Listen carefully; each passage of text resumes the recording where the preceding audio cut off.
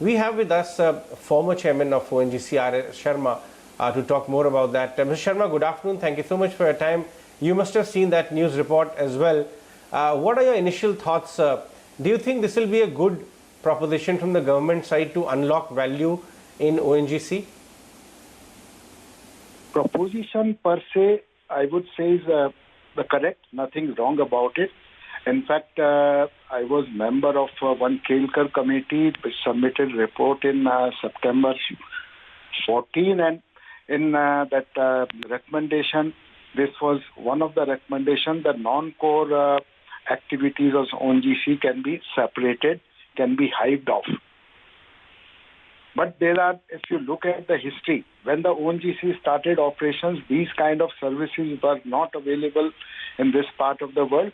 And slowly ONGC has grown horizontally also the entire range of oil field services, not only drilling, there's logistics, logging,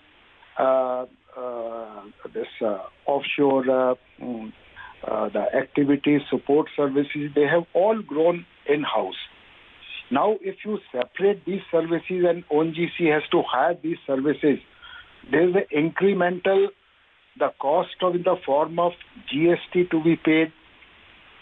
So that becomes an incremental cost right now, that is in-house service, and ONGC does not have to go to the market to hire these services. There's going to be huge inconvenience for ONGC operations if they are separated.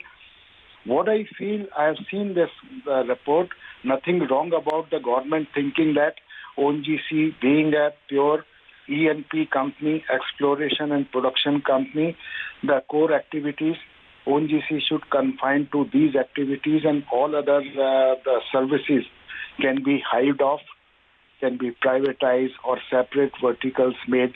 That's a different thing. Personally, I feel a lot of thought process has gone into this into many times in the past also.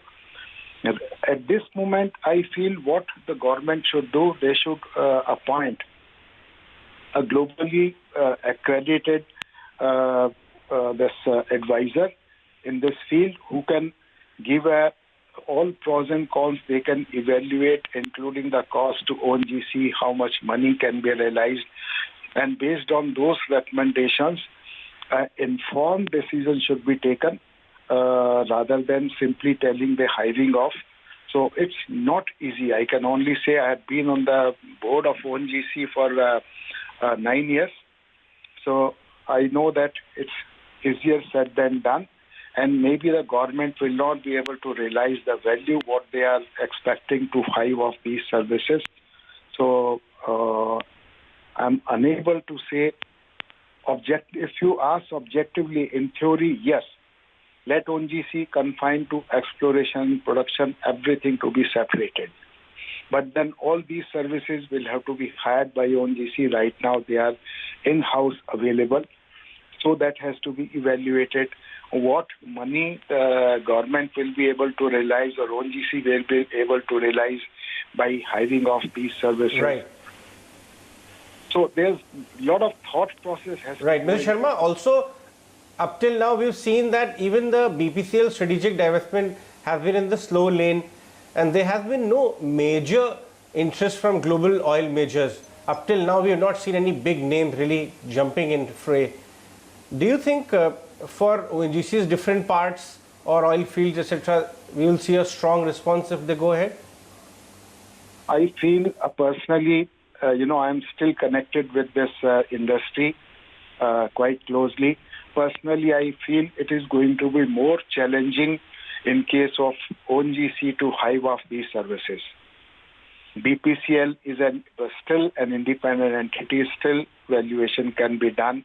In case of ONGC, it's going to be more challenge. Right. All right, Mr. Sharma, we'll let you go on that one. Thanks so much for your inputs. We really value it. You've been at the helm of the company. You know exactly how difficult or challenging or executionable all these plans are. Thank you so much for your time.